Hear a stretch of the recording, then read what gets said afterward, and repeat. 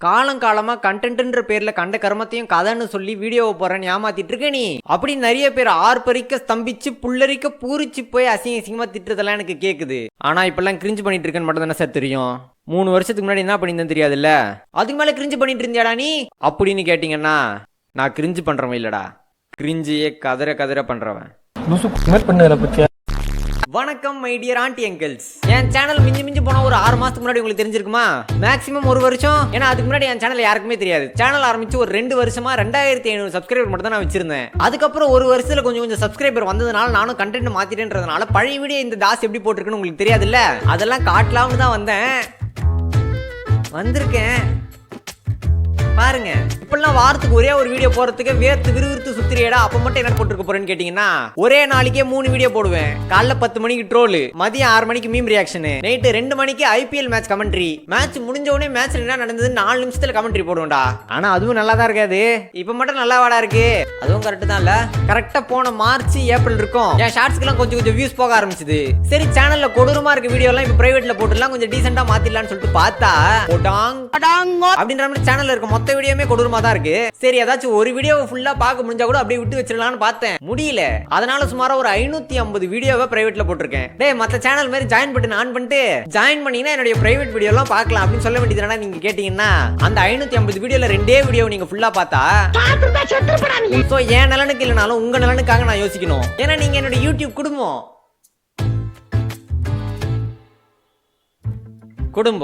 But இந்த வீடியோவெல்லாம் காட்டுறதுக்கு எனக்கு இன்னமும் பயமா தான் இருக்கு. ஏன்னா அந்த வீடியோவை பார்க்கும்போது உங்க ரியாக்ஷன் என்னவா இருக்குன்னு தெரியாதுல்ல எனக்கு. நாடா இது அப்படின்னு கடுப்பா பாப்பீங்களா, நாடா இது அப்படின்னு ஆச்சரியமா பாப்பீங்களா, என்னடா இது அப்படின்னு கலாய்க்கிற மாதிரி பாப்பீங்களான்னு தெரியாதுல்ல.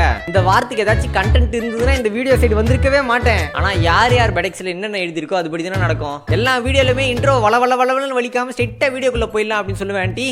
ஆனா இந்த வீடியோக்கு தான் இன்ட்ரோ வளவளன்னு வலிக்கணும்னு தோணுது. உங்க வீட்ல எல்லாரும் நல்லா இருப்பாங்கன்னு நினைக்கிறேன். February 12, 2020 நான் ஃபர்ஸ்ட் வீடியோ ஷூட் பண்ணிட்டு இருக்கேன். கேமரா எங்க பாக்குறது என்ன பேசுறது ஒண்ணுமே தெரியாது. இதோ இப்ப மட்டும் பேசி கீச்சுங்கிறாரு அவரு.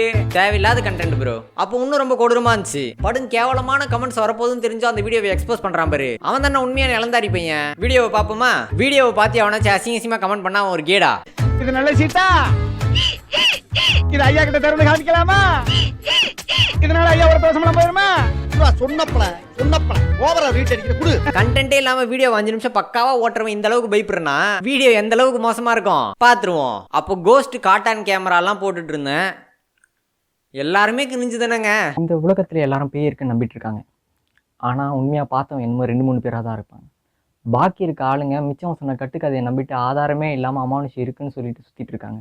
அவங்களுக்காக தான் இந்த வீடியோவில் ஆதாரத்தோடு நிரூபிக்கப்பட்ட 4 அமானுஷ வீடியோக்களை எடுத்துகிட்டு வந்திருக்கேன். நான் தான் ஜெரி.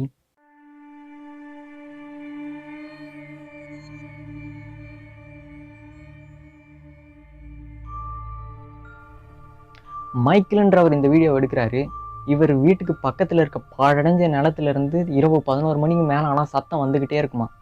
இவரும் பிளாட்ஃபார்மில் படுக்கிறவங்க குளிர் தாங்க முடியாமல் இந்த வீட்டில் தங்கியிருக்காங்க அப்படின்னு சொல்லி விட்டுருவாராம். ஆனால் அன்னைக்கு நைட்டு அவரால் தூங்கவே முடியாத அளவுக்கு சத்தம் வந்துக்கிட்டே இருந்துதான். சரி என்னதான் இருக்குன்னு சொல்லி உள்ளே போய் பார்த்த உடனே தான் தெரியுது சத்தம் வந்ததுக்கு காரணம் மனுஷன் இல்லை. மைக்கேல் கையில் ஒரு டார்ச் லைட்டும் தலையில் ஒரு கேமராவும் மாட்டிக்கிட்டு உள்ளே யார் சத்தம் போடுறான்னு சொல்லி பார்க்க போகிறாரு. போகும்போது பின்னாடி யாரோ இவரை பின்தொடர்ற மாதிரியும் பல ரூம்கள்லேருந்து அலறல் சத்தம் கேட்டதாலும் இவர் பயந்து திரும்பி ஓடி அவரோட ஃப்ரெண்டை கூட்டிகிட்டு போய் இன்வெஸ்டிகேட் பண்ண பார்க்குறாரு. திரும்பவும் ஏதோ ஒரு ரூம்ல இருந்து அலறல் சத்தம் கேட்டதால தன்னோட ஃப்ரெண்டை கூட்டிட்டு போய் உள்ள பாக்குறாரு. பார்க்கும்போது தான் தெரியுது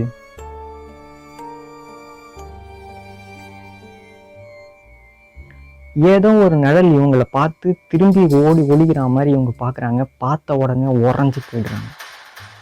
மைக்கேல் அந்த இடத்த விட்டு அப்பவே கிளம்பலான்னு சொல்லியும் அவர் ஃப்ரெண்டு உள்ள போய் என்ன இருக்குன்னு சொல்லி பார்க்கலான்னு போகும்போது அங்க எதுவுமே இல்லை. திரும்பவும் வேற ஒரு இடத்துல இருந்து சத்தம் கேட்டதால அவங்க அந்த இடத்த நோக்கி பயணம் பண்றாங்க. அந்த இடத்துல கிளியரா தெரியுது வந்தது மனுஷன் இல்லை.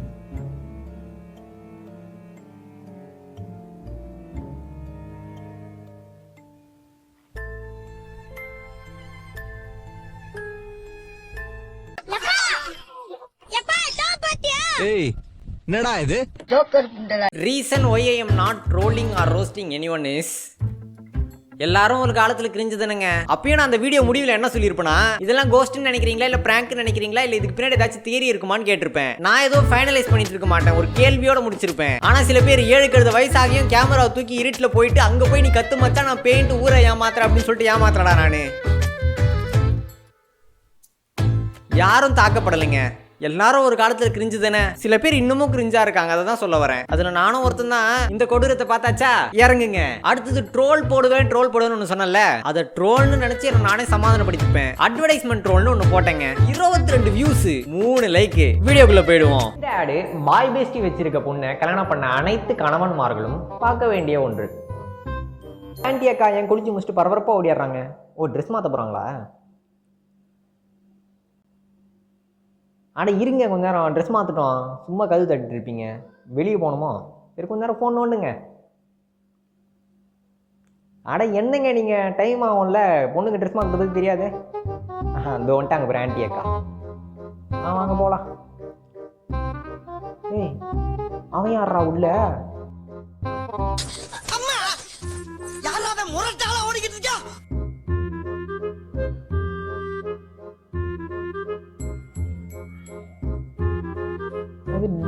தூசி தட்ட போனியா? டேய், இந்த மாதிரி பிரச்சனைலாம் நடக்காம இருக்க என்ன பண்ணணும்? வேற பல்பு போடணுமா?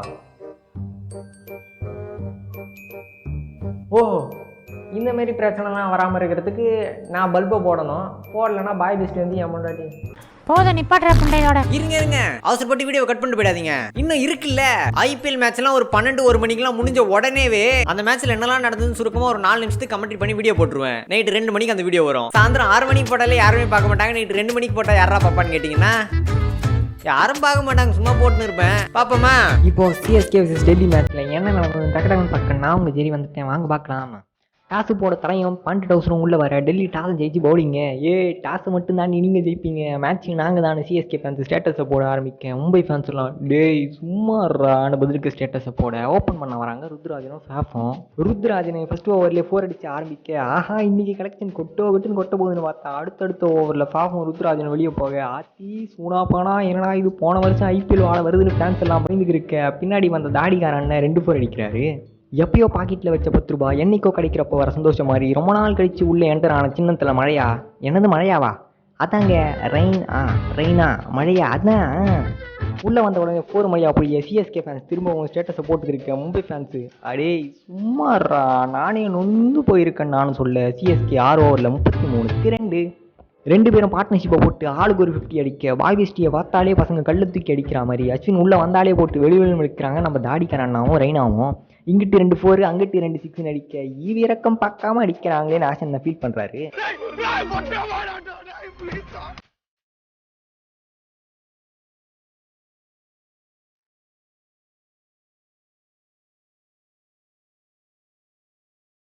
கொஞ்சம் இருங்க, ஒரு மாஸ்டர் பீஸை காட்ட மறந்துட்டேன். இப்போ என்னோட புது சேனல் ஸ்டீஃபன் தாஸ்னு ஒன்று இருக்குல்ல, அதுல நான் ஆக்டிங்ன்ற பேர்ல ஏதாச்சும் கிரிஞ்சா பண்ணிட்டு இருப்பேன். ஆனா அதே வேலையை 3 வருஷத்துக்கு முன்னாடியே பண்ண ஆரம்பிச்சிட்டேன். நான் ஷார்ட் பிலிம் எடுக்க போறேன் அப்படின்னு சொல்லிட்டு ஒரு 3-4 பேரெல்லாம் சேர்த்து கதை எழுதிட்டு போய் அங்க நடிச்சு பார்த்தா அட ஆத்தான்னு இருக்கும். என்ன குமார் ஜாலியாக உக்காந்துக்கிற, பருப்பி துன்றியா? என்னை பார்த்தா ஜாலியாக வேற மாதிரியாடா இருக்கு.